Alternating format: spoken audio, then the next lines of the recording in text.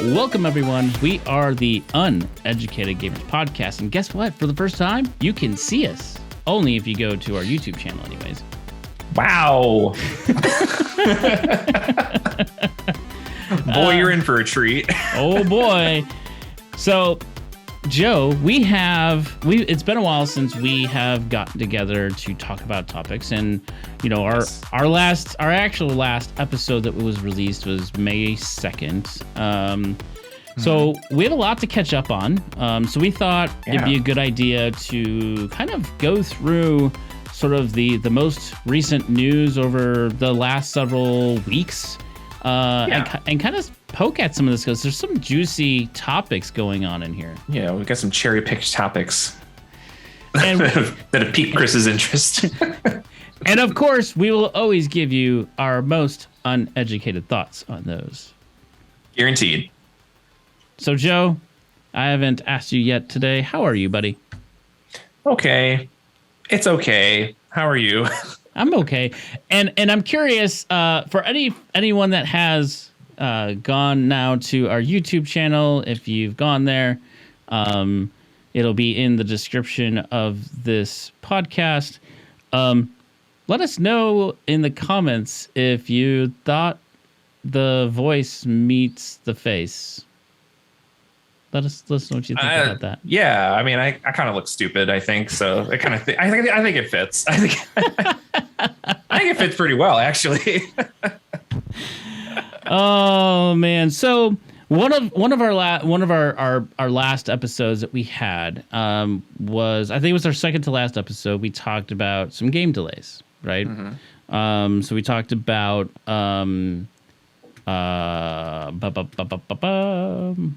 It's been a long time. I don't even remember. Zelda. It was Zelda. Breath of the Wild 2, right? Oh, yeah, that's right. That game got delayed, and so did Metroid. Yeah, and so now we have also got hit with another delay, but it's not a brand new IP or not a brand new game for that matter. It's just a re-release. A remaster. Or okay, sure. Okay. It's a remaster. It's one of the three re's that we talked about in our last episode. Yeah. And it's The Witcher 3, and which is the next gen release, has been delayed. Now they have come out to say that because it was supposed to come out in Q2, and so now it's just getting delayed either Q3 to Q4. Which is not a huge delay. That's not that in the grand scheme of adult life. That's basically next week. Right. Yeah. But a lot of the reasons that they talked about this, and I'm curious on your thoughts, is they're taking the dev in-house. And I'm curious, first off, the dev in-house. Yeah, so I didn't realize that they had anybody externally working on this, first and foremost. So, and I didn't get a chance to look this up, but I mean, that's interesting that they had somebody else do it, and then all of a sudden they're taking it in-house.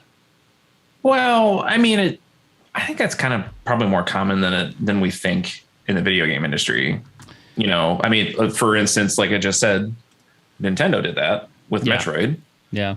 Demon Souls, the remake for that was completely, outside as well. Did a great job. Yeah. I don't know if that's so unheard of, I mean, but the reason, I guess the main question here is like, why did they decide to bring it back in the first place?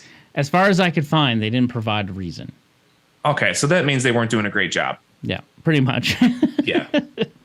Basically, it's a really polite way to being like, we're not happy with what's coming out of this, so fuck it, we'll do it ourselves. we're not going to tell you why we're bringing it in-house, but we're bringing it in-house probably because they listen. suck. If anybody can fuck up a game, it's CD Projekt Red, so just give them time. Right. Something we haven't done on this show yet, and now that we are going to have this video and we're going to be drinking. I think it'd be kind of cool to announce kind of what we're drinking today. What's on your what's on your plate of or what's in your glass today?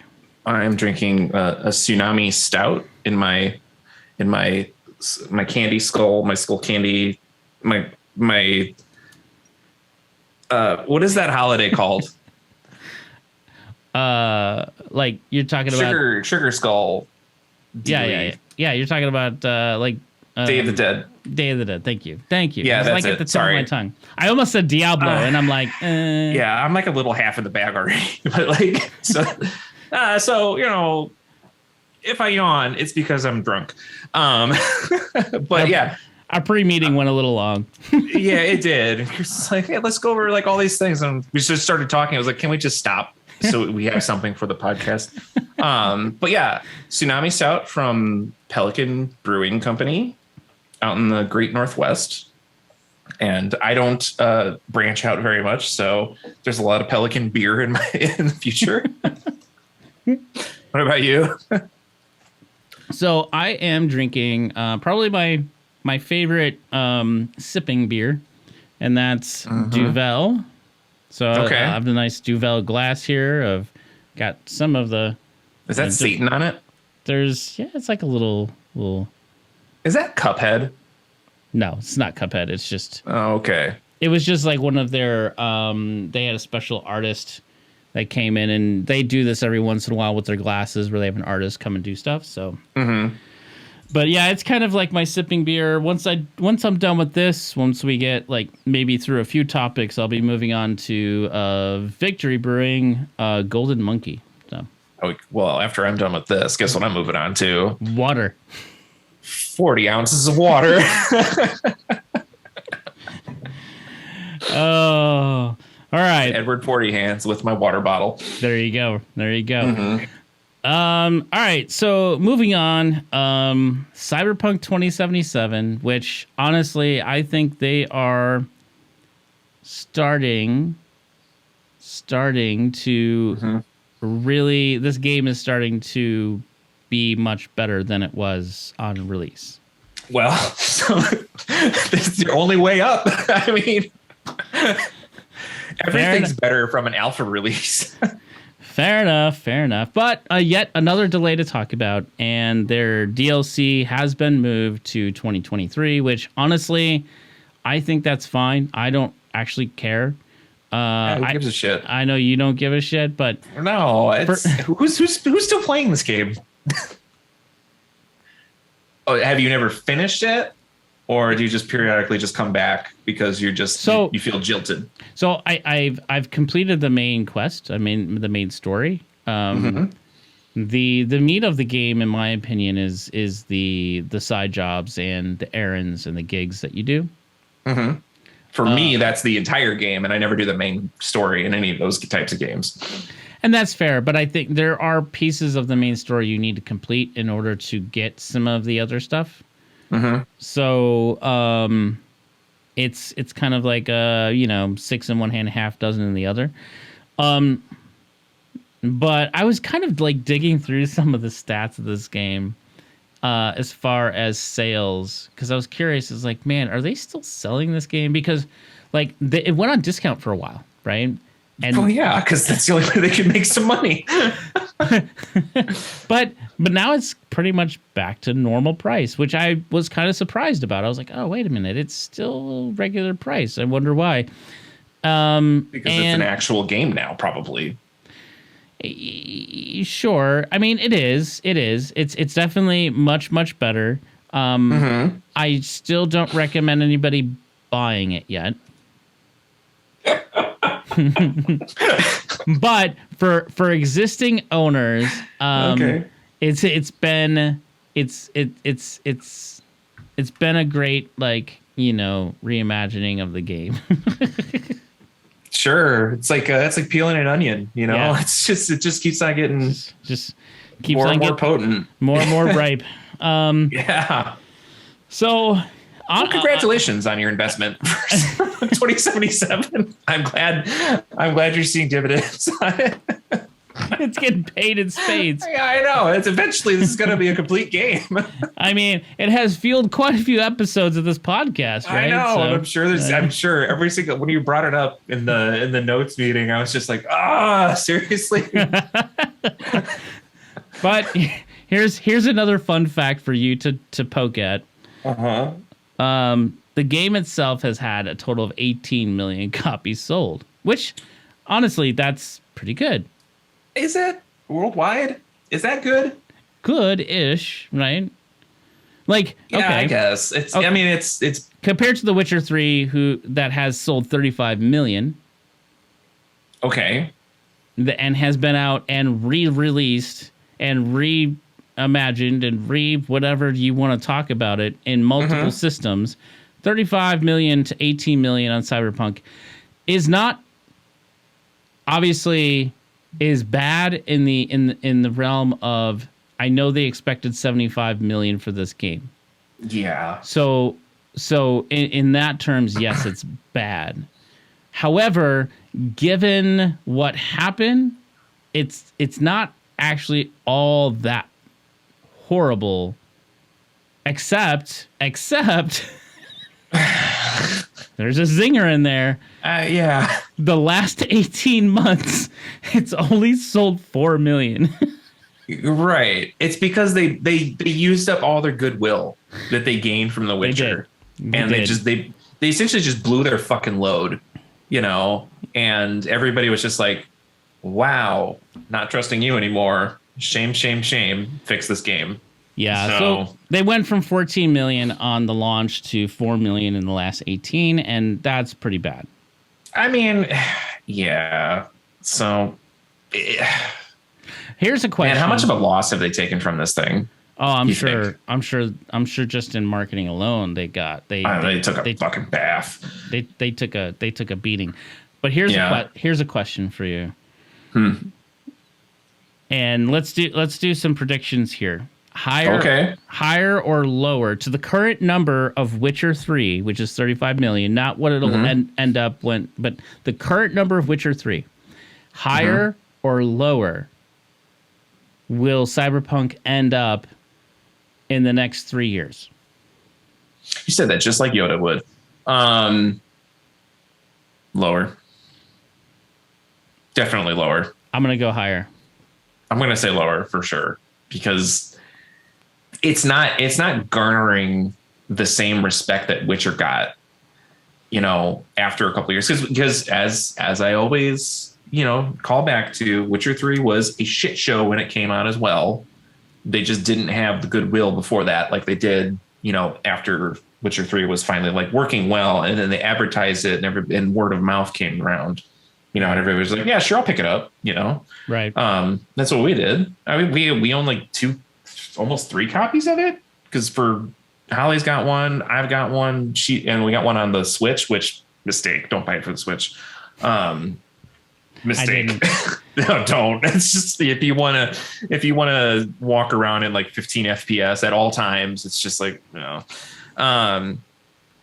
But no, I don't think so. I mean, unless they were to bust out like a totally different marketing campaign or treat their DLC as less of a DLC and more of an expansion, where it's like something like, this is meaty, this is, kind of like how Witcher did with like Blood and Wine and stuff like that. Maybe. But I do truly think that they've used up too much of their goodwill with it. And I think it's not a poisoned IP, but it's never going to be Witcher. I would say I would agree it's not going to be Witcher, but what I think it's going to be is what everybody wanted it to be, and which will then entice people to buy it once all of the DLC comes out for it. And that's what I think is going to happen. I think they're going to release their 2 free DLCs that have been quote unquote promised. And I think that's when people are going to then come, into the game. Maybe. And I think that will be a campaign that goes out, a whole new marketing campaign, kind of like what No Man's Sky would be like, here is the Johnny Does the World edition of Cyberpunk. I don't know. Johnny Does the World. Johnny Fucks Your Mom edition of Cyberpunk 2077. I mean, I couldn't come up with anything in the moment there. Don't worry, dude. Kind of failed that. I got you. I can make it dirty. I think that campaign, and that's why I also think that they've moved it to 2023 because that's a reset on their marketing budget as well. Yeah, it's important because he's gonna have to go right through that. So I think that's when, you get that push, and I think they'll at the very minimum in the first year of that release will get 10 million copies again. I mean, we'll see. I mean, I have not purchased it because my computer is on the waning spectrum of I don't want to fucking deal with it, type of thing. One of these days I will upgrade my computer. But until then, it's not even on my radar. It's like, it's still, the game is still kind of a shit show. And I don't want to, every single thing that I hear about it is always just like some offshoot Reddit thread where they're just like, I have 290 mods installed. And now Cyberpunk plays the way I want it to. And they're going through all this list and shit. And I'm just like, shouldn't that just be how the base game works in general? But the modding community of any game is a very, regardless of the game, is a core part of the modding community and doing stuff to games that they buy, right? Like that's it's regardless, regardless of the game, whether it's a broken Cyberpunk or if it's Resident Evil, whatever, to make it have all naked girls, whatever. Like, that's what they do. Oh, I was just thinking about turning Mr. X into Thomas the Tank, but no. But again, it's part of the modding community, right? The thing is, and I understand that companies have to put out games that will. Now, this wasn't true for Cyberpunk, but I'm going to say it this way. Okay. From a QC perspective of releasing games, companies need to produce things that become more optimized and can be optimally played, right? Mm-hmm.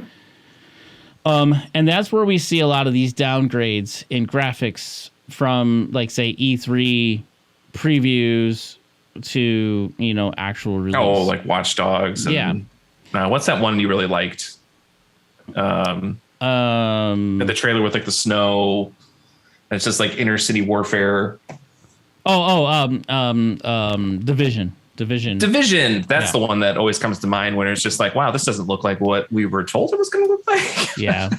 But I mean, that happens. And that's a reality of releasing video games, much like the modding community is a reality. In fact, I bought Cyberpunk 2077 on the computer on purpose because I wanted to have the opportunity to experience what the modding community is doing to the game. And some of it's kind of cool. That's cool. But, I mean, from what you're talking about right now, you're talking about like, graphics, or like I would like a lightsaber, stuff like that. I'm talking like base gameplay. Understood. Like RPG gameplay where it's just like, if you're cybernetically enhanced, you're going to have a weakness to EMPs or electric shocks and stuff like that, where it's just like, wait, and I was reading all this stuff and I'm just like, that wasn't in the game?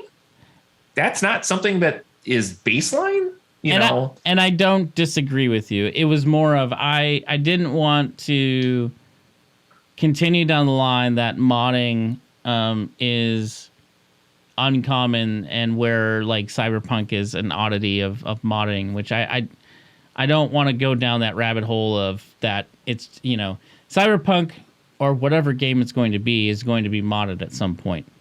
Oh, it's a holy hell. And somebody out there loves that shit. I mean, look at any of the Minecraft mods out there. Like, there are people out there that want to blow up their fucking computer with just like 20K resolution blocks in Minecraft. The most high res water textures you could ever find, and it's just like, there's certainly a thing. If you enjoy it, have a great time. It's not for me. Right. All right. Well, moving on. I didn't want to belabor on Cyberpunk. Yeah. We don't need to talk about that shit for so long. This is bullshit.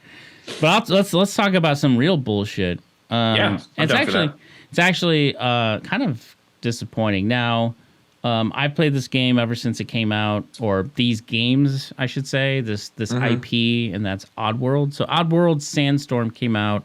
It was an exclusive title, launch title for the PS5. And at that same time, they were having development difficulties, and sort of the game got delayed a little bit. But at the time that they were getting ready to release this game, they committed to the PSN to have it as a free download for the launch of PS5. Right.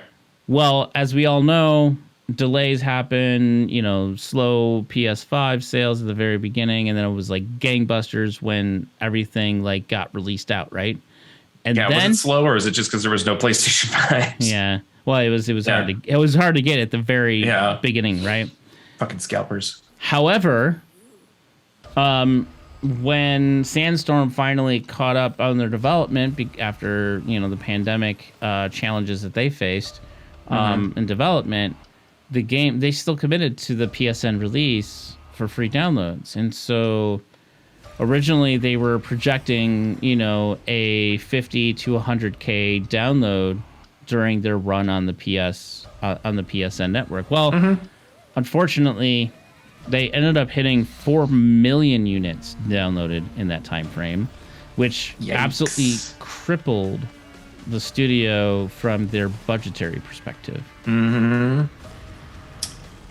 And it's a risky run. It's a hit for indie developer. One of the things that I'm kind of disappointed with, and why I still will refuse to give PlayStation any of my money at this point, is the fact that they didn't work with a developer that was releasing an exclusive game for them and not reading the market. Because there was no games that were released at the very beginning of the PS5. So Sandstorm was one of the very first, outside of Spider-Man, Miles Morales. Sandstorm was the next one that was released and available. Yeah. So, it was just one of those. Just basically hosed one of their studios. And Sony should have been able to recognize and help out in that scenario. And it's completely BS that. I understand what happened and it's business, but at the same time, Sony has a relationship with these studios, and you need to be able to help out your studios, man. Especially when they're developing something exclusive for you. It doesn't really sound like BS. It kind of sounds like on brand. So, and that's why I don't give Sony my money right now. Yeah, I mean, they got their pros and their cons. But you couldn't give Sony your money anyway because you still can't get a fucking PlayStation 5. So there it is. I mean, it's, I don't know. Consoles are fucking weird. This whole pandemic's, granted, we're like not in the pandemic anymore, but goddamn, everything's just so fucked up still. Yeah. And it's going to be for several years. Fuck these scalpers. Yeah. Just scum of the earth. Scum of the fucking earth. I wish there was a hell for them. Speaking of scum of the earth. Oh, yeah. Which one? We got another transition here. You're hitting those transitions well. Segues? That segue there. And that is the rumor mill that we're going to get advertisements in free-to-play games. Fun. Sony and Microsoft, in the rumor mill, are developing a program to deliver advertisements to free-to-play games. So your loading screens can be advertisements. For Tide Pods or oh no, come on. Or get like Ziply Fiber. I mean, there's two ways to look at this, right? One, hopefully it's only the free-to-play games. Like if it starts extending out to let's just say Game Pass games or PSN games, that is a big, I don't know if that's a good idea, especially when they're paid services. It's going to bleed into everything. And then you talk about, released items, right? Like disc to release items that you pay full price for. As long as they don't start touching into that ecosystem, I think that'll be okay. They will. And so here's the other thing, though, and something that's interesting to think about that was kind of like an aha moment when I was going through this thought process. Yeah. What if they use the ad program to not have to do pay-to-win items or microtransactions? Well, so ad money would go to being more of that revenue-generating stream versus that wouldn't change that in any way, shape, or form. No. So what you just described is, or minimize it, I should say.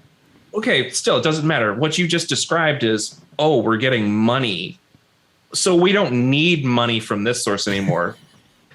When in reality, it's going to be like, we're getting money. Let's get more money. And then they're going to be like, you know what? We could probably put ads and other things. Let's get more money. That's how the world works. That's the system we live in. It's never going to be like, you know what? We're fine. We're good. We're awesome. Everything is awesome. Yeah, it's like we're going to pay $50 for a game, and you're going to pay $20 for an expansion pack. You're going to pay another, let's just say, couple of installments of like $10 or so for items or skins, some sort of cosmetics. Development time for a lot of those things is basically nothing, aside from like your creative team. And if they've already, generally they just reuse assets and put a fucking pattern on it, so it's easy money.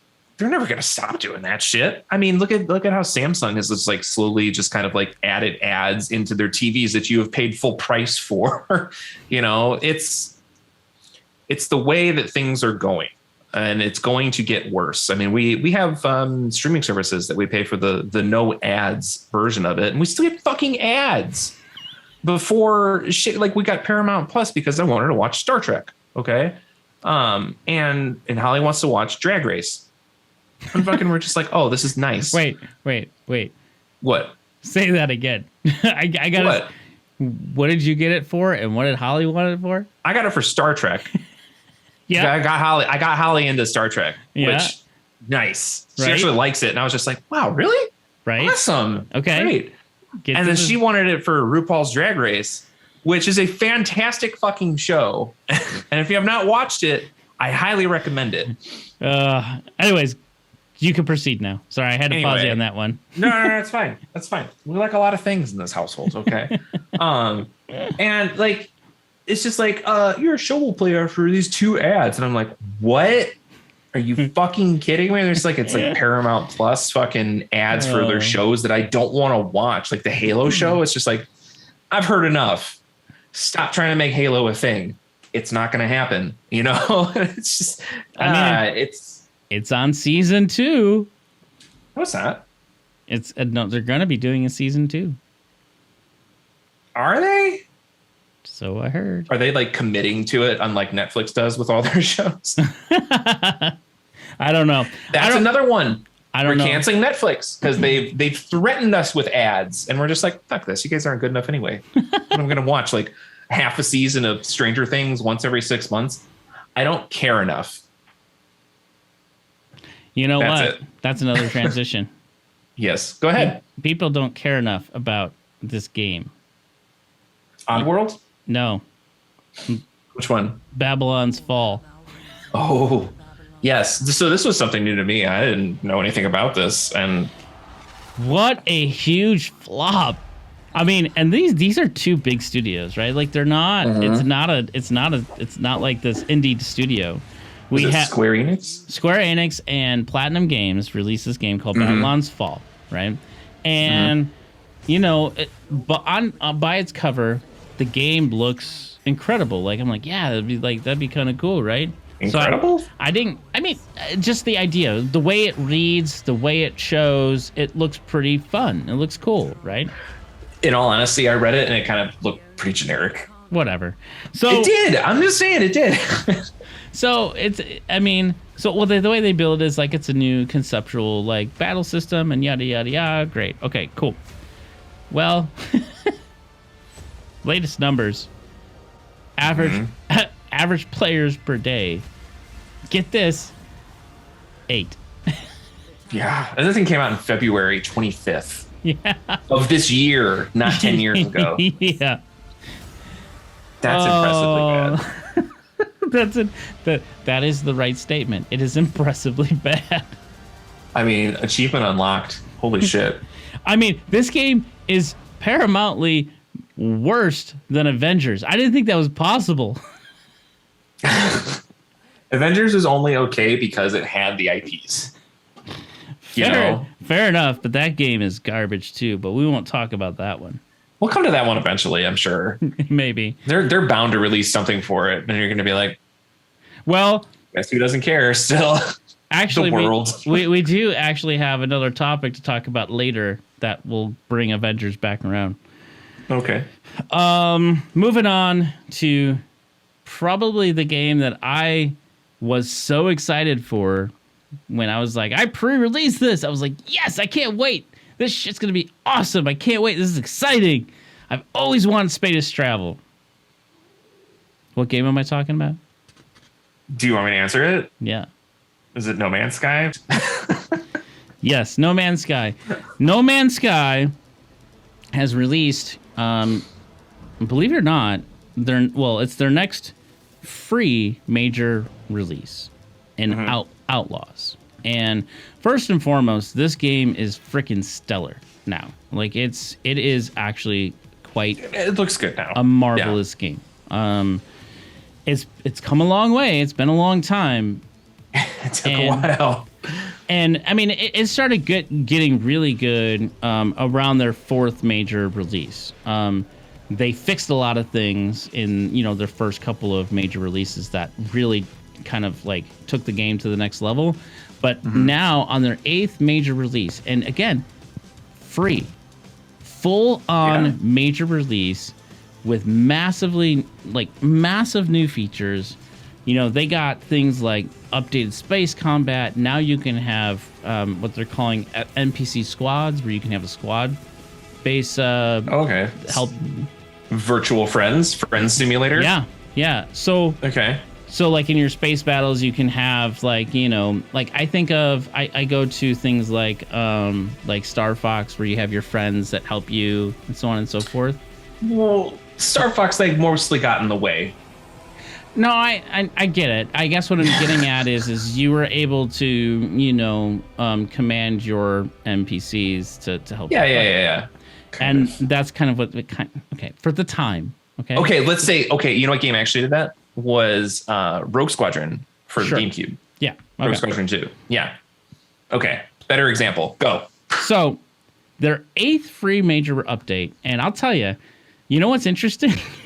What's that? There's a bunch of people out there that are like, and it's really cool what they've been able to accomplish over the time of fixing the game and actually releasing amazing new features for no cost to the people who originally bought the game or anyone who bought the game.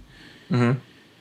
But now there's people who are saying, guys, like start charging us for DLC. You don't have to do free DLC anymore.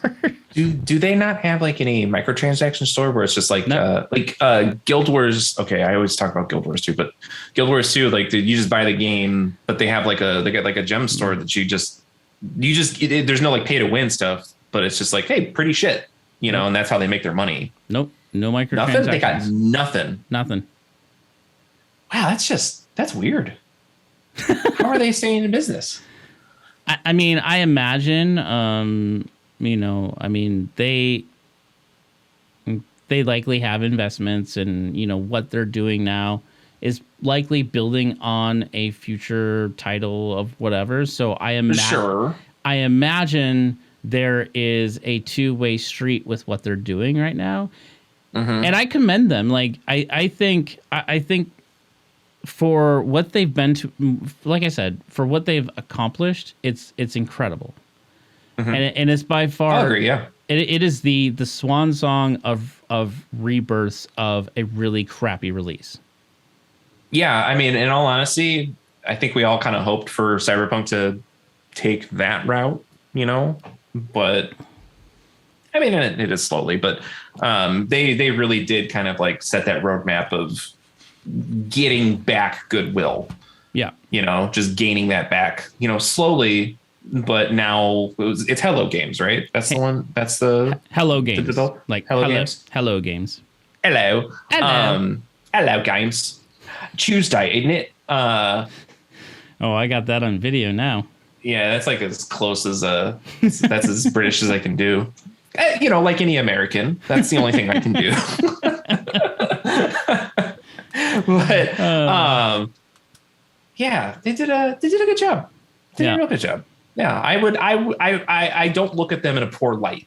Yeah. Now if they fuck something up in like a future release, because they're gonna make new games, I'm sure they're probably just trying to like build up all this shit. They're probably gonna do like a remaster of No Man's Sky, sell it for retail, get a decent amount of money, move on to the next shit. But I mean, I guess I don't know shit. I guess a lot of stuff. Yeah, I mean, I think one of the things I could see them doing is releasing kind of like a special edition that has a new DLC pattern, or basically a whole new set of features that you can only get with this version. Like back in the day, like that was one of the things, right? Like, oh yeah. The first game that comes to my mind is the Star Wars RTS. What was that called again? Galaxies. No, not that was the MMO. Yeah. Oh fuck! I remember going into Babbage's all the time and seeing that game and being like, "This looks so cool," and never playing it. Or even StarCraft, right? StarCraft, and then there was Brood War, right? Yeah, and you get certain units with each. Yeah. I could see them doing that. And even if they don't, that's fine too. But even if they do, I think that's fine as well. Like, I think they've earned it. I think they've earned the right to have the opportunity to do that and expand on a game as a paid additional version. Oh yeah, I'd say so. I mean, if I like a game, I feel like they're not gouging me at every fucking turn. Yeah. Like, again, Guild Wars. Instead, they don't have any sort of monthly subscription, so I just buy $15 a month like I would in WoW. In just their microtransaction shit. And it's just like, hey, look, I'm happy. They're getting money. I buy their full price expansions. It's easy. But exactly. Yeah. They can do something like that pretty easily. Speaking of, this wasn't on our pre-meeting list and talking about expansions, but I did want to actually ask you about the latest announcement of the World of Warcraft. What is it, Dragons or whatever it is? Like, are you excited for that? I know you've been a WoW player historically, so I wanted to ask you. Okay, so what's your come back to Guild Wars 2 again. There's something that game does better than any other game I've ever played, and that's their mounts. Okay. WoW has a very different approach to mounts, where it's all just like, look, you're basically swimming in the sky and you go X speed. That's it. Mm-hmm. So they put out crazy mounts. It's just like, hey, you want to ride an elemental? You want to ride a dragon? You want to ride a carpet? Whatever. And that's how these two games are different. Guild Wars 2 mounts have very specific purposes, where it's just like, one is going to go fast and jump far. One is going to make you go faster over water. One's going to make you jump higher, X, Y, Z. And they're used for very specific situations. Right. This new WoW expansion, they're like completely ripping off Guild Wars 2 with their mounts. Like, they're changing mounts, and it's just like, it's literally, if you put the two videos together of the mounts working together, it's 1-to-1. But the WoW version is just shittier. And it's just like, why are you putting this into a game where that's not how mounts work in the first place? So unless they're just totally overhauling their entire mount system, which I fucking doubt that they will, I don't understand. I'm not excited about their expansion. It was kind of cool to see something that wasn't that doesn't look like it's a convoluted space laser type of story, where it's just like existence ending stakes. which is, I think, the thing that's kind of turned me off from WoW for a while now, where it's just like, oh, you just killed a bad guy. Guess what? Next level of bad guy. Guess what? Next level of bad guy. You're a god. Man, you're killing God. It's just like, Jesus Christ. I started in Elwyn Forest. Like, this doesn't, it's just nothing but borrowed power, gear treadmill, kind of a toxic community getting there. Like when you start getting into like the raiding scene and stuff like that. I'm not excited. They have a new class and a new race, and I was looking at it and I was just like, maybe I'll play it. I don't know, but I do not currently plan on doing it. So I think WoW has actually kind of run its course for me at this point. It's just, Blizzard in general. It's not just WoW. WoW has its problems, but just Blizzard's put a bad taste in my mouth. I don't have that kind of like pie in the sky where it's just like, oh, that Blizzard polish. Oh, it's a Blizzard game, anymore. Now I'm just kind of like, somebody was sexually harassed while this was happening. It's just not that shit wasn't happening before, but it's just like, or it only happens at Blizzard. But it's just, yeah, I don't know. It's just so like in the forefront of everything where I'm just kind of like, feels dirty. It does in like a certain way. It's just kind of like lost that luster, like all of their stuff, and it's just like, you've lost that love and feeling. Yeah, I really have. And it sucks because I still like now their stuff. It's kind of like turned into like guilty pleasure territory sometimes, where it's just like, I kind of feel filthy for being like, I kind of want to try Diablo 3 again, and it's just like, nah. Just can't pull the trigger on anything, so I don't know. But that's how I feel about the new WoW expansion, where it's just like, yawn, who gives a shit, but I'm sure like Asmongold is going to be like 17 reaction videos to it or some bullshit. I hate that guy. Anyway. Okay, so we're going to take a quick break on video specific game topics, and I want to talk about 3 Move Me announcements that we got. You say move me announcements? Don't you dare edit that out. Movie. Yeah, okay. Motion. What's newbie at the movies? Motion pictures. Go to the theater. You go to the theater, sir. Fuck that, dude. I got HBO Max. I'm watching that shit at home. I'm not dealing with kids running around the fucking aisles. Okay. 3 movies. I'm gonna say the 3 movies, and then we'll come back and go through each of them. That sounds great. First one, Streets of Rage. Interesting. Let's talk about this right now. Go ahead. Let's talk about it now. No. Finish. What's the other 2? No. What's it? What are they? So, Minecraft movie. Okay. Which I think is interesting. I don't know. Could be. Yeah, I guess. And It Takes Two. And there's a very interesting twist about who's making It Takes Two. But we'll come back to that. We'll start with Streets of Rage. Streets of Rage. Put that fucking kangaroo in there or I'm not going to watch it. And guess what? You know who's directing it? No, I don't. The John Wick director.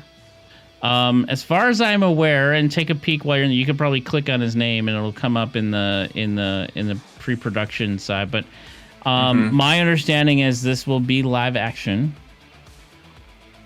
I mean, you have to do live action Streets of Rage, right? So, do you think they're gonna put the kangaroo in there? I doubt. Well, I doubt. Do you think they're gonna have that dude on rollerblades the whole time? Like the whole time, the whole fucking time. I mean, that would be epic. I'd watch that. I think that would be a fun movie to watch. That'd be epic. I think if the director of John Wick is doing this, it's gonna be fun. I think it'll be fun. Although the John Wick movies, if we can just depart for a second, have been going down in production value for long, ever since number 1. It's just like you struck gold with 1, and then it's just like number 2 is like, what? And then number 3 was just like, come on. So I'll admit I'm only completed the first one so far. Stop there. Do yourself a favor. Stop there. No, I have the other two. I bought it as the trilogy box thing. So, dude, like for real, it's like it's not good. It's really not. Like there's some scenes that are like okay, but like the world that they give you a glimpse of in John Wick 1 is not what they follow through with in number 2 and 3. They make it far more vast and dumb. Dumber than you can possibly imagine. So are you basically figuratively saying that number 2 is a piece of poo and number 3 is like piss and poo? Number 3 is a fucking slurry of shit and piss. It's just dumb. Like you'll okay, never mind. Just watch number 2, and I'd like to hear your thoughts on it because like there's a certain point in it where it's just like, is everybody an assassin? Literally, this entire city is an assassin. Every homeless person that I see is an assassin.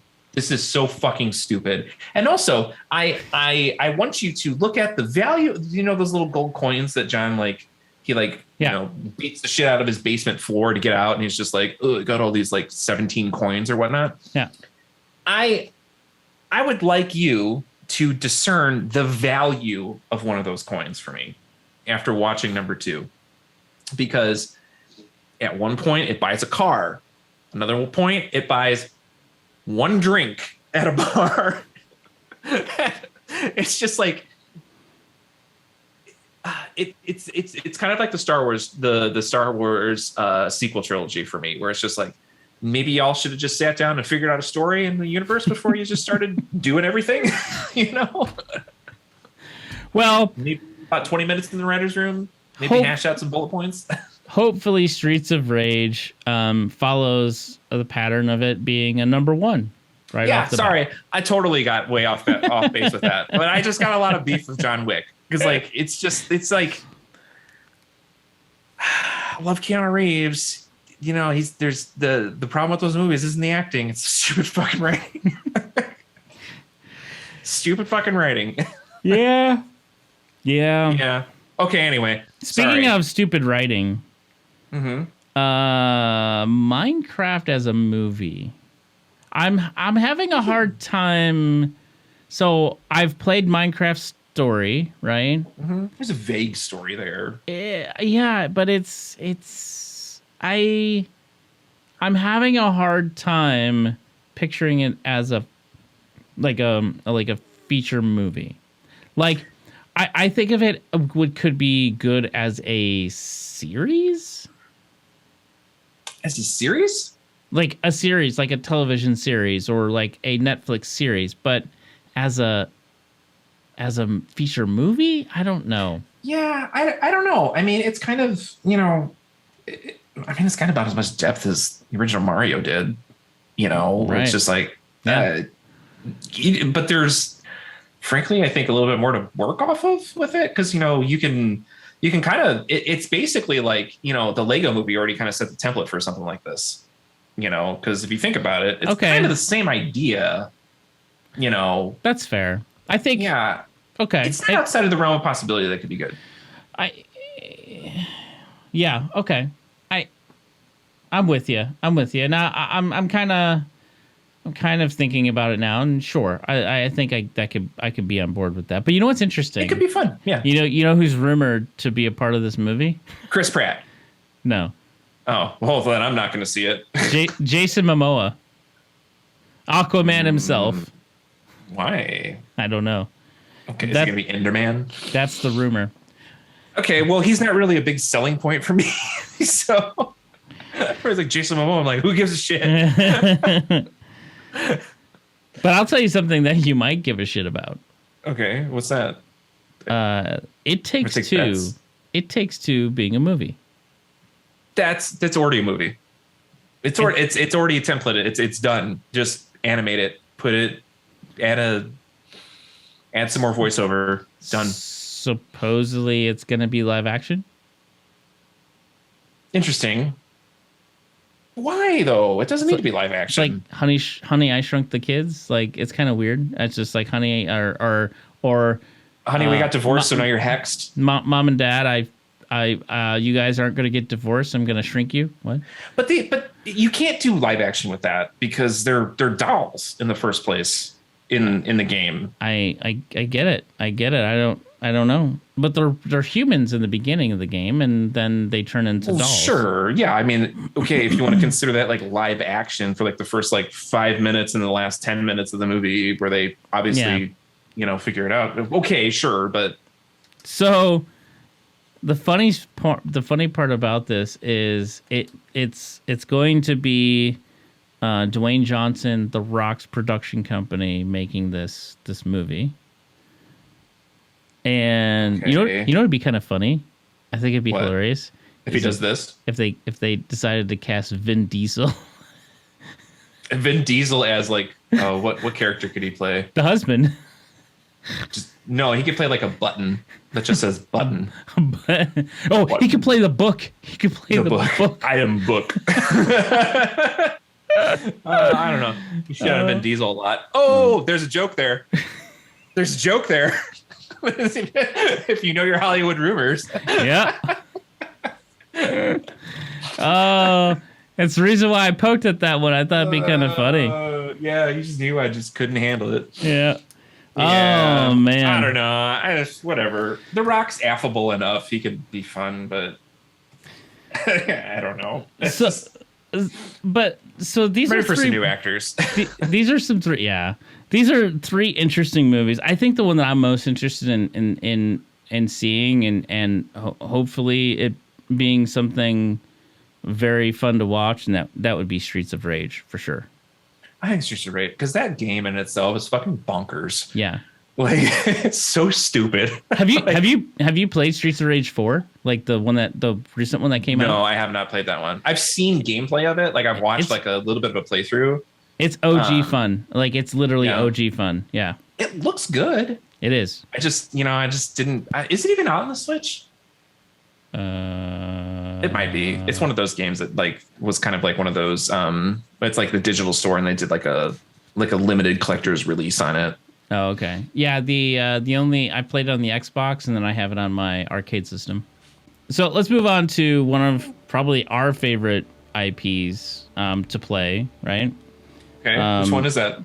So not the game, but the property, Diablo. Yeah. But we're going to talk about Diablo Immortal. Boo! Boo! This game, man. Actually, it looks all right. This game, man, it's been a 2-year beta.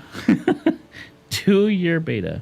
My God, dude, when they released like the trailer for it at BlizzCon, I thought that game was going to come out like a month later, and it's been like fucking 4 years. Well, holy shit. We got a release date. Yeah. Release is June 2nd. Okay, I'll add it to my list of things I'm not going to download on my phone. But maybe you don't have to download it on your phone. Oh yeah, did they going to put it on? Are they just going to make it an expansion for Diablo 3? No. So it's going to be releasing with a PC beta. What? I knew you were going to say that. So hold on a second. The best part about this is when I was looking at this and it's like PC beta, and I'm like, wait a minute, let me go back to that video from BlizzCon, and I was like, this yep, will only be on phones. I was like, yep, that is. And when they got the booze, they're like, what? You guys don't have phones? Do you not all have phones? It's just like, good God, pick the dumbest thing to say to an audience at any given time. Like, and now they're going to release a PC beta.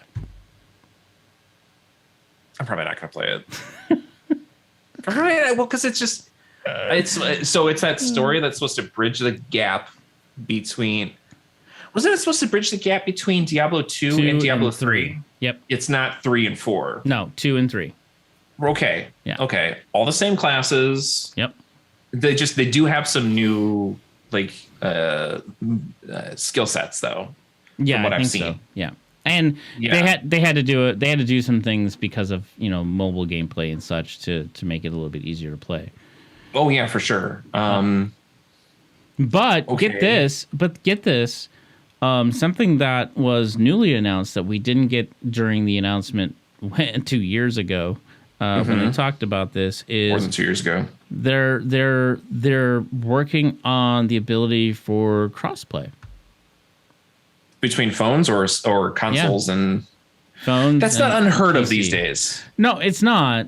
But it was an interesting feature to be able to think now that so if they're doing a PC beta, that means you can play on your phone, like say if you're on the bus or on the train or whatever, and then when you come home later, you can play it on your computer.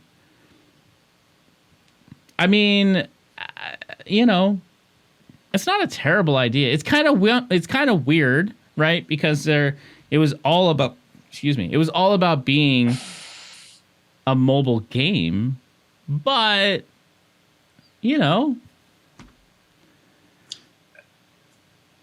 I don't care enough to download it multiple times. I'm not going to be like, you know what? I need to play Diablo Immortal.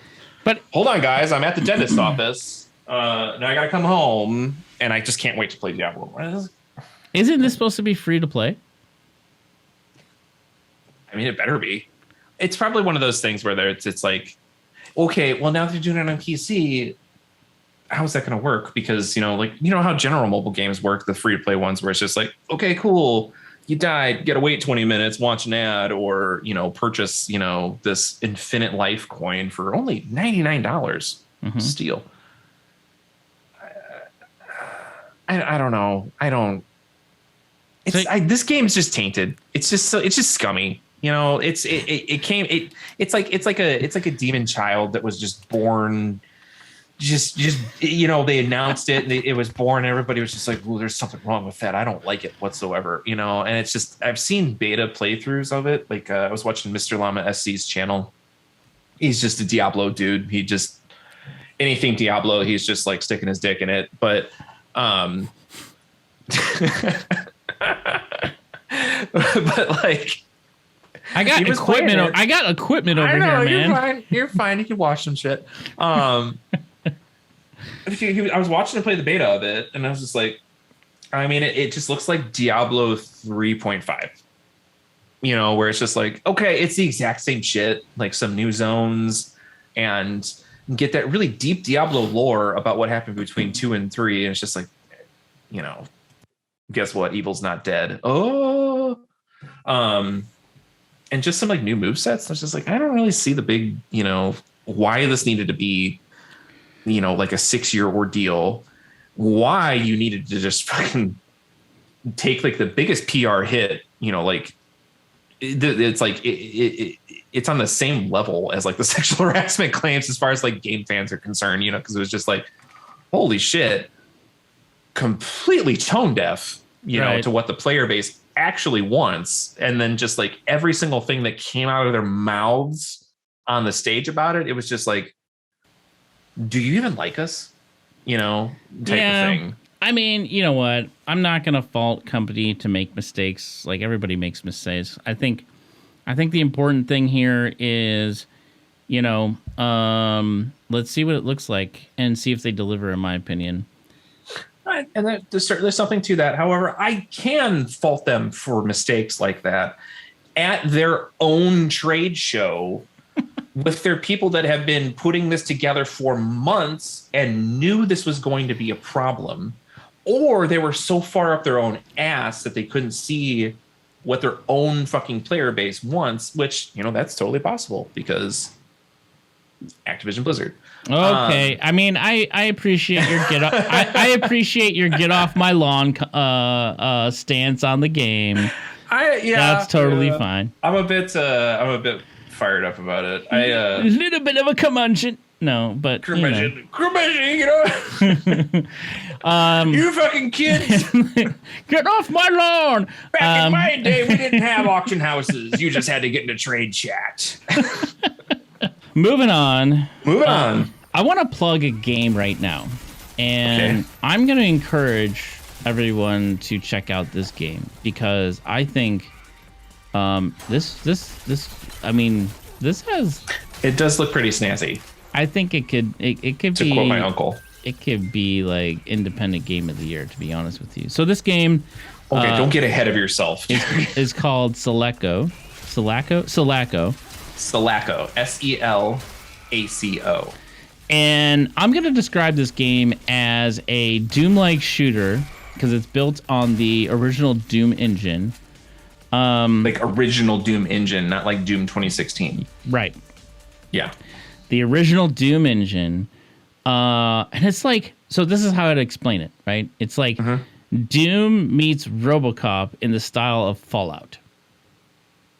Yeah, when I watched the trailer, because it's only trailers right now. There's no beta or anything like that. It's just kind of like, hey, we've announced the game. Yeah, the demo comes out this June. Yeah, it kind of reminded me a little bit of like a more active System Shock too. Did you play that one? Yeah. The really cool thing is it's got destructive environments. It has targeting. It actually has it's crazy what they did with the original Doom engine and what they've sort of pumped out with this. It's quite incredible. It's impressive. It kind of looked less like the original Doom engine and more like the original Quake engine, you know, because you had like look spring, mouse look, and all that stuff. So yeah, but they got a lot of Doom sound effects in there, which makes me happy. So I don't know. That's a cool little find you got there. I think I'm gonna check that one out. Actually, it's actually quite sexy looking, and I'm actually quite excited. What I thought was also kind of funny is the release date that they have on there. The game will be fully released in 2255. Okay. Isn't that the year that the gates of hell opened for Doom? I think so. Yeah. Yeah. Okay. I mean, I think it's a great callback. I mean, what they're doing with the game, I think, is impressive. You know, as long as the gameplay, you know, is there, I think it's an extremely impressive game. I think it's kind of cool. They have like an intentional like FPS slowdown, so it makes it feel like it's a little more old school. Yep. You know, which that could be fun. Or it could be annoying. It depends on your tolerances for like stylization of games. I actually don't like the really fast. So what's that game that I was just playing? Burn Down. I turned you onto that, or I told you about that game. Oh yeah, it's not called Burn Down. What is it called? Burn Down? It's not Burn Down. Hold on. Hunt Down. Hunt Down. Yes, thank you. Hunt Down. Yes. Hunt Down. And I'll be honest, the FPS bump in that game, you know, compared to other games, in certain cases it's kind of cool. In other cases, I don't like it so much. Because what do you mean by the FPS bump? Like as being like a solid 60? Yeah, it's a solid 60 comparative to some other, you know, pixel like games that, you know, generally lock at 30. I think 25 is what they lock at. Is it 25? So I think it is. Locking that game at 60, it just felt in some cases weird to me. And it kind of threw me off. And I think a lot of it, and I think a lot of it had to do with it's just not something I was used to with that style of game. Because I guess I personally, and I don't know if anybody else does this, but like when I walk into a game, like I just unfortunately I get this mental picture of how it's going to feel, right? So for instance, when I'm playing Horizon Zero Dawn, I have a predetermined feel that I'm looking for in a game that has kind of that realistic textured graphic with sandbox typey kind of, you know. Yeah, you're expecting it like you fall off you jump off like a 3-foot rock, you're gonna have like a kind of a stagger and then a move forward, stuff like that. Yeah. But when you talk about playing like pixel art kind of games like this, right? Like, and this is not full pixel art, but when we talk about it being, if you think about it and you're billing it as like a Doom-like experience, I feel like if they had done it, and they're not, but if they had done it in like that, you know, that 60 range, like some of these other games are doing now, I feel like it would completely be off because the mental memory of the original games for me, it's still there. Yeah, but to be clear, the lower frame rate that they have is like on character animations. So like I'm reloading, so it's like a little like intentionally choppy, or like the enemies you're killing it's like intentionally choppy, not like in a Doom 1 where it's just like we have 3 frames. Stylistically, yeah. But the rest of the game looks like it's running at, like let's just say 60 FPS, whatever your computer can handle, or system, So I don't know if that'll still throw you off, because like because we might be, I think we might be talking about like different things. We are, but yeah. Okay, yeah, well then the conversation over. Yeah, no, no. I mean, we are like I mean, I guess it depends, right? Like if the character movement seems weird, I think. Look, I'll explain it this way, right? Like we talked about this before in the podcast, but things like the the first division. Mm-hmm. And you had all these nice looking graphics. They didn't not like what they looked when they previewed it. But like when we actually got through this game, you had all these nice graphics, right? But then you would go into this alley and you would look at the ground, and like the papers and the newspapers, the stuff that all the stuff that they put on the ground to make it, seem like it's a lived in world, and it's not, all the artifacts. And the artifacts look like pieces of garbage, right? And that's because like, that's well. You got to think. You got to think outside of the box. If it's just garbage floating around, no. So if it's, and I've talked about this, and I'm probably explaining it very poorly, but kind of that immersion breaking like difference there just feels off, and I just don't enjoy it. And that's to me, I think that's more of a personal preference than it is that it's truly a game breaking scenario. Yeah, you're like that guy. You're like that one guy that's like looking around and you see like, oh, that's a reused asset. I can't do this. Kind of. Wow, they weren't going to draw a new pencil. Boycott. Yeah, I mean, you might as well. I mean, or either that, or just turn it around and make it look different. All right, these bullets look exactly the same. This is bullshit. All right, moving on. So there's this company that has been buying a lot of IPs lately. Which one? And it's not Microsoft. It's not Sony. Okay. And it's not Take-Two. It's this group called the Embracer Group, which is, who the fuck is the Embracer Group? Well, they're just trying to make like one big embrace, a big hug of companies. Oh, I see what you're doing there. Yeah, I see what you're doing. Very punny. Yeah. No, that's not really a pun, is it? No. No. But again, I am stupid. They have embraced a Gearbox. Oh, they've hugged it. They've given it the hug of death. And they spat out $1.3 billion to buy Gearbox. But guess what? So their newest endeavor, their newest purchase, is Eidos, Crystal Dynamics, Square Enix, Montreal, and all the assets that they own. So I'm going to name off some of these assets because there's a few biggies in here, man. Okay. I told you we were going to come back and talk about it, but Avengers. Avengers, Tomb Raider, which is a really good IP right now. Sure, yeah. They did a good job with that. Soul Reaver, we'll come back to that in a second. Okay. Deus Ex, we'll come back to that in a second. We're going to come back to all of these. Guardians of the Galaxy, a fantastic new IP by...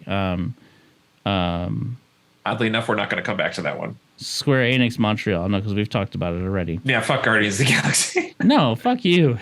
No, fuck talking about it. Oh, okay.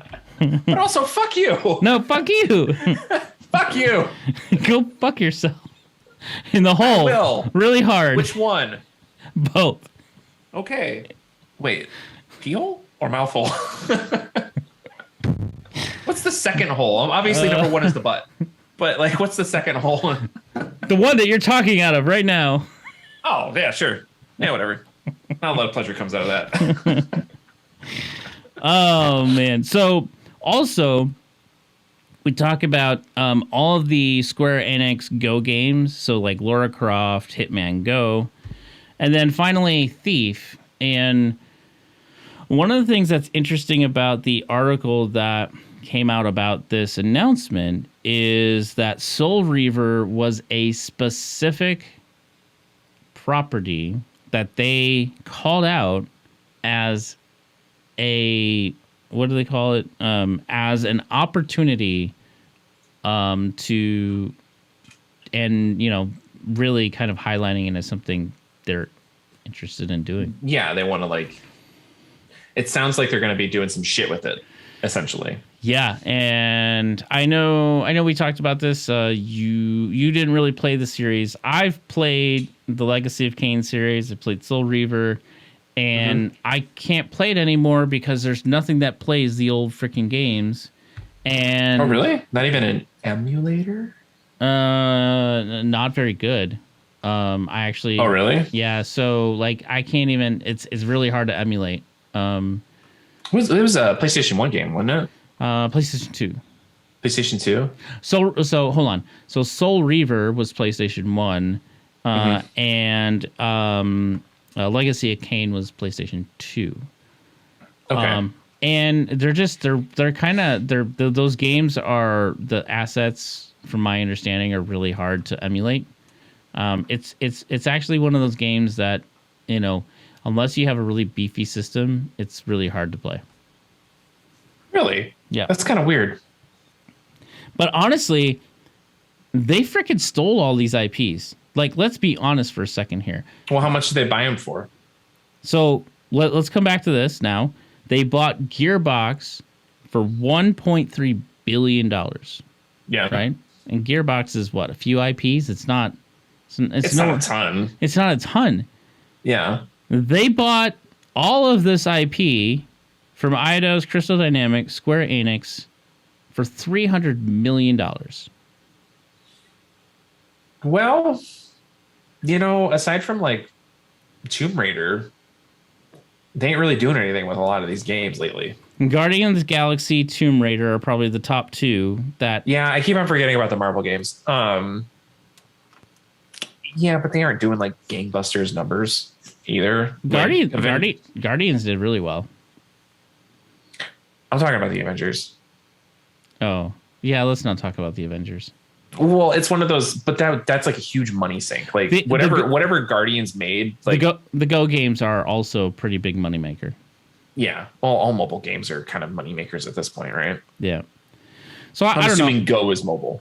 I think it's interesting. Embracer Group buying all these properties because Deus Ex also has two unfinished games that I'd like to see more out of them. And Deus Ex. Yeah. That was another call out in the article too, was Deus Ex. Yeah, that was a fun series that I don't know. I didn't really like Human Revolution that much, to be honest with you.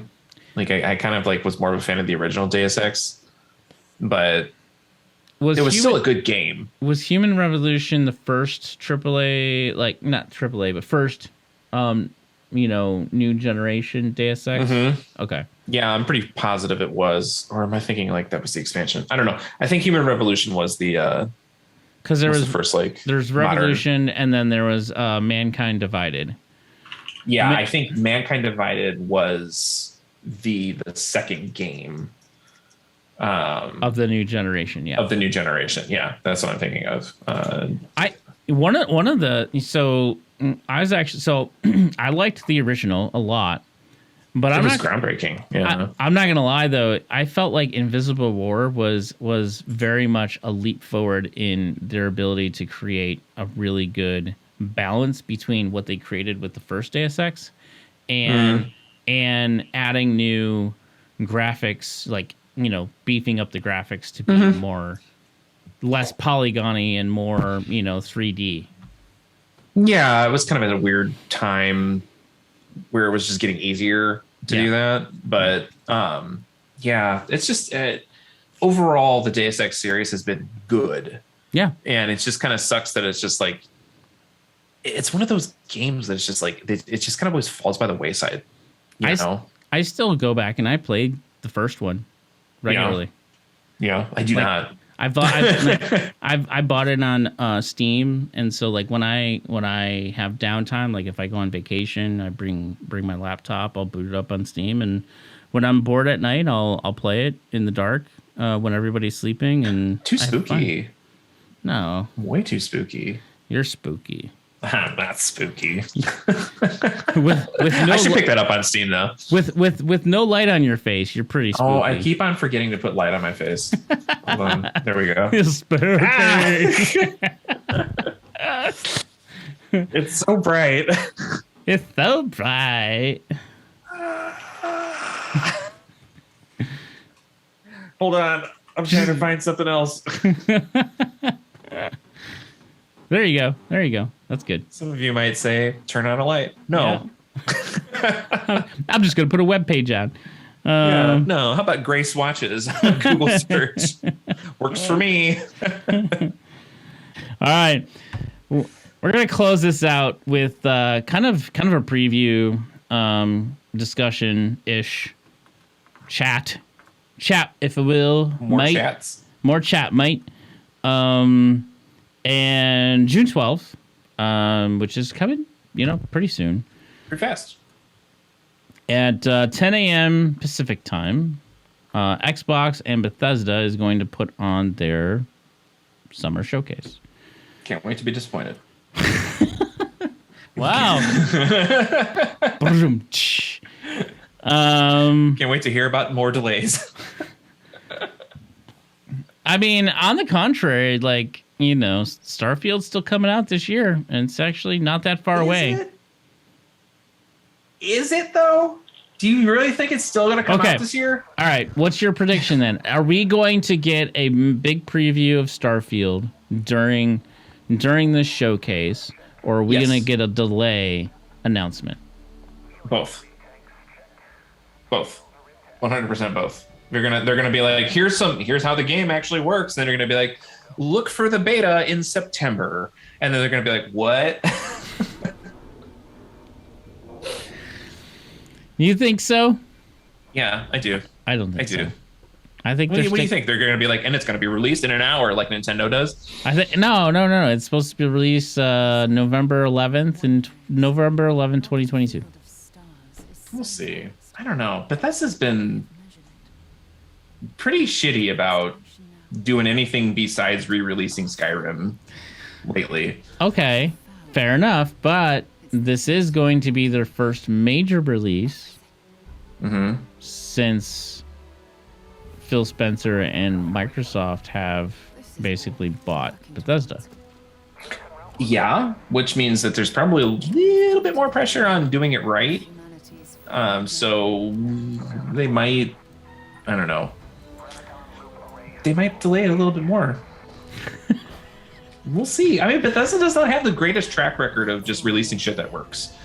They get away with a lot more than other companies do, like CD Projekt Red, Hello Games, which I don't understand why people don't shit on them as much. But I guess they have with Fallout. What is it? 76? Fallout 76. Which is supposedly we're going to get some sort of announcement on what they're changing in that too to make it better. Does anybody play that game? Do you know anybody that plays that game? Me personally, no, but I think the average players now are like, I think up to daily players of 20,000. It's not great, but no, it's not. It's better than Babylon. Whatever it's called. What is it? Babylon. Babylon Falls. Babylon has fallen. Babylon Falls. Babylon 5. Babylon's Fall. Has Babylon fallen. Genshin Impact. It fall down to 8. Average player rate of 8. So 20,000 is not. It's better than that. I am actually surprised that they still are getting 20,000 people in 76. To be honest with you.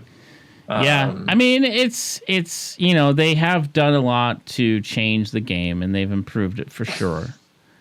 I haven't played it. I haven't played it recently. Only way to go is up. Fair enough. But I think so. First, let's stick to Bethesda first, and then we'll come back to Xbox. Sure. So Bethesda, we have Starfield. Do we see a Skyrim tease for Skyrim? Was it 6? Right? Redguard. I think it's Redguard. Yeah, that's what it's called. It wouldn't surprise me if they had like a cinematic trailer. But I doubt that we'd see like actual gameplay. Well, I don't know. They might do like the whole thing where it's just like actual engine, gameplay. But I don't know. I'm not really sure what's going on with that game. Is because, is this like their new generation, new engine hardware? It's the new engine. Yeah. So both Starfield and Skyrim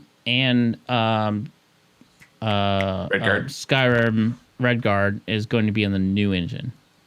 It's not Skyrim Redguard. It's Elder Scrolls 6. Skyrim is an area. You're right.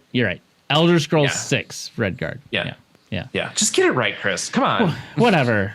You know what? I'm gonna reel you in. You know what? Stop it. Yeah. Let's see. I don't know. I would be kind of surprised if they didn't show anything about Redguard in this, because they've been teasing this thing for at least 8 years at this point. Like it feels that long. Like it feels like Cyberpunk long for Redguard. I think that, they haven't teased the actual game. There's been interviews about talking about it's coming. No, they actually they showed going over mountains into Redguard. Yeah, that was only 4 years ago. That was 8 years ago. No. Really? Yeah. Like 4 or 5 years ago. What the fuck? No, it wasn't. Yeah, it was. You got COVID timeline right now. No, I don't. Shut up. 2012. No, that's not right. That's not right at all. That can't be right. October 14th, 2013. Is that it? No, that can't be it. That's not it. That's the actual Redguard game.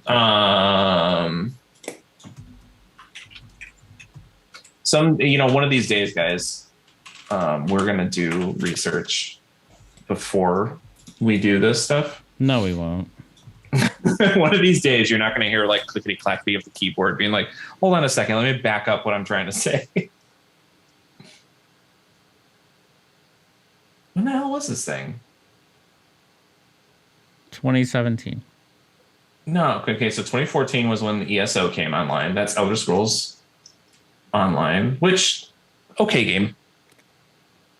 Okay. Oh, yeah, 2018. What the fuck? That was 2018? So 2017, they announced that it was going to be announced. It's like we're engaged to be engaged. Yeah. So they were talking about it at one of the... it was E3, I think. Well, no. So they went past E3. It was during a fall conference, and Todd Howard was in an interview and saying, "Yeah, we're on it. It's coming. You'll hear something about it soon." And then it was the following E3 that they announced it with that video of the mountains. Okay. Well, it's still been a very long time. Sure. And they told us ahead of time that it was going to be a long time before it came out. They were. Yeah, it's not like they were being next year and it keeps getting delayed. Yeah. But I don't know. I would again. I would be surprised if they didn't show some sort of footage from that at this point. Yeah, I am kind of. I'm feeling that it may not get any light during this showcase. I think they wait until the fall showcase. You think so? Yeah. Well, I mean, if they're gonna try to show as much Starfield as possible, I mean that makes sense because we still don't even know what Starfield's about. Right. Exactly. We haven't really seen any gameplay really. I mean, yeah, I think they just showed like the inside of a starship, and yeah, that was basically it. It's like yeah. I mean, they barely showed anything. Yeah, it's like what's the story? What's going on? It just kind of looks like it's open world in space. Yeah, like kind of like Outer Wilds. Yeah, I mean, I'm intrigued by it. I think the Bethesda portion of the showcase is going to largely consist of Starfield, and there is rumors that there's potentially a new IP, kind of like a smaller IP that they're working on that is like an offshoot in parallel with another Xbox studio. So we may hear something about that, or I don't know. But then I think if there's nothing else that they're going to talk about, it would be some of the changes that are coming to Fallout 76. And I am predicting, I'm going to go out on a limb on this one. I am predicting that they're going to do a remaster of the Vegas. Fallout Vegas. Oh, series. New Vegas? That'd be kind of fun. But that's Obsidian Studios. Yeah, but they have them. Like Microsoft has them. Oh, they do. That's right, don't they? Yeah. That's why when this whole thing came about, I was like, ooh, will they do that? That was historically the best Fallout. Like rated as like the best of the...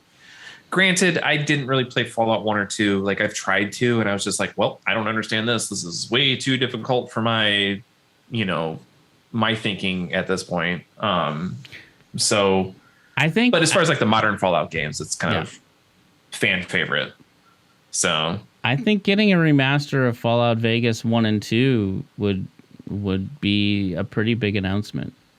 I would really like to see a lot of like, like Fallout 3, Fallout New Vegas in a modern engine, not the Fallout 4 engine, which was just kind of like just barely better than the Fallout 3 one. It's just like maybe some particle effects are different and that's about it. But like I would really love to see those games get like the Demon Souls remake, like that shit. And yes. And here's my last bit of prediction for that game. Okay. It'll be on Unreal 5. We're going to continue to do bitch and moan and do it on video. I think we're gonna try and keep this going as much as possible on the video. Sure. So if you're listening to us on our podcast, thank you very much. And then feel free to, if you ever want to switch over to see our faces. And also, during these videos, I'll have inserts of, any of the videos of the games that we're talking about and add some visuals to it. So, if you don't think, if you want something that's more visual and you want to be entertained by our faces, go to check us out on Galaxy on galaxygametv.com. We'll post links for the videos and the podcast, and directly back to the YouTube channel. Thanks for listening to our most recent episode of Uneducated Gamers. You can go to Galaxy Game TV to post comments on each of our episodes, or if you have a question or a topic you would like us to include in an episode, feel free to leave a comment. Until next week, we bid you farewell.